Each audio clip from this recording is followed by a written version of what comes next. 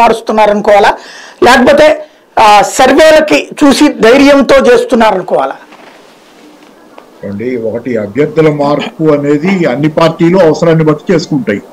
దానికి ఎవరికో భయపడి చేసుకున్నారనేది అభ్యర్థులు. ఇప్పుడు ఒక పార్టీ అధికారంలో ఉందంటే ఆ పార్టీ విధానాల బట్టి అధికారంలో ఉండాలి. రెండో కారణం ఏమవుతుందంటే అభ్యర్థుల పర్ఫార్మెన్స్, లోకల్ గా వాళ్ళు ఎలా ప్రవర్తించారు, ఎలా ఉన్నారు, ఏం చేశారనేది.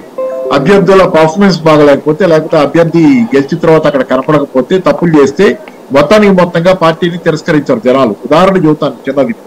మొన్న తెలంగాణలో కేసీఆర్ గారు అభ్యర్థులను మార్చకుండా అలాగే ప్రకటించిన కారణంతోనే ఆయన ఓడిపోయారనేది బలమైనటువంటి ఒపీనియన్ చాలా మందిది. ఎందుకంటే ఒక 30-40 మందిని అభ్యర్థులను ఆయన మార్చుంటే ఆయన గెలిచేవాడు కదా అనేది చాలా మంది మాట. దానికి తార్కాణం ఎన్నికలు అయిపోయి రిజల్ట్స్ వచ్చిన తర్వాత హిందూ పత్రికలో వచ్చినటువంటి ఒక అధ్యయనం ప్రకారంగా తెలంగాణలో 67% దాకా జనాభా కేసీఆర్ గారి పరిపాలనతో సంతృప్తితో ఉన్నారు. మీరు ఆ సర్వే హిందూలో చూడండి, అందరికీ తెలుసు. హిందూలో వచ్చింది కేసీఆర్ గారి మరి ఓటు ఎందుకే లేదంటే అభ్యర్థుల కారణం అనేది. ఆయన అభ్యర్థులు మారిస్తే గెలిచేవాడని. కాబట్టి ఆయన పొరపాటు చేశారని ఇక్కడ అనుకుంటా అభ్యర్థులు మార్చకుండా గెలిచేదాన్ని చేదార్చుకున్నారని. ఎక్కడైనా ఎవరికైనా ఆకుంటుంది సార్. బీజేపీ చాలా చోట్ల అభ్యర్థులు మారుస్తుంది. మరి ఎంపీలను తీసుకొచ్చి, పార్లమెంట్ సభ్యులను తీసుకొచ్చి ఎమ్మెల్యేలుగా నిలబెడుతున్నారు. ఎంపీలు కూడా తీసుకొచ్చి నిలబెడుతున్నారు కదా, పోటాపోటీగా ఉన్న చోట, కష్టంగా ఉన్న చోట. ఇవన్నీ ఎన్నికల్లో వాళ్ళ పద్ధతులు. అంతేగాని ఏ పద్ధతులు అనుసరించకుండానే, ఏమీ చేయకుండానే ప్రతి పార్టీ అధికారంలోకి వస్తా, ఏ పార్టీ అయినా దాని పద్ధతులు దాన్ని అనుసరిస్తుంది. దానిలో భాగం అభ్యర్థులను మార్చడం. భయపడి అని చెప్పి ఛాలెంజ్ చేస్తా. బహుశా కేసీఆర్ గారు అదే పొరపాటు చేసుకున్నారు. రేవంత్ రెడ్డి అదే సవాల్ చేశాడు కదా, అభ్యర్థులను మార్చకుండా రమ్మని చెప్పి అదే లిస్ట్ పెట్టుకుని.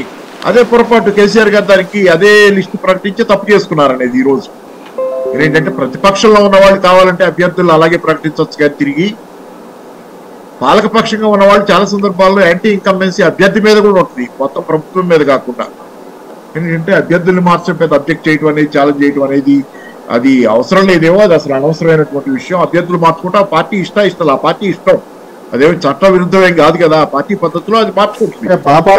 10% మార్చుకోవడం సహజం, కానీ 50% పైన మార్చుకోవడం అంటే అవునండి. ఎక్కువ మంది బాగాలేరని దానికి కాదని ఎవరున్నారు? బాగాలేదేమో, ఎక్కువ మంది ఆయనకి నచ్చలేదేమో, జనానికి నచ్చలేదేమో, కాదు. అవును, అదే ఇప్పుడు వైఎస్ఆర్సీపీ అన్ని కరెక్టే చేసి తిను, అభ్యర్థులంతా కరెక్ట్ గానే, గెలిచిన వాళ్ళంతా కరెక్ట్ ప్రవర్తించారని నేనే సర్టిఫికెట్లు ఇవ్వట్లేదు కదా.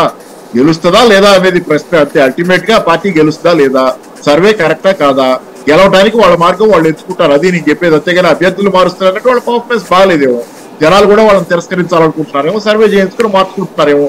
మీరు చేయరా? రేపు పొద్దున ఎవరు చేయాలా? ప్రతి పార్టీ చేసే పని ఇదే. ప్రతి పార్టీ, మీరు ప్రతిపక్షంగా ఉన్నారు కాబట్టి మీకేం పెద్ద యాంటీ ఇన్కమ్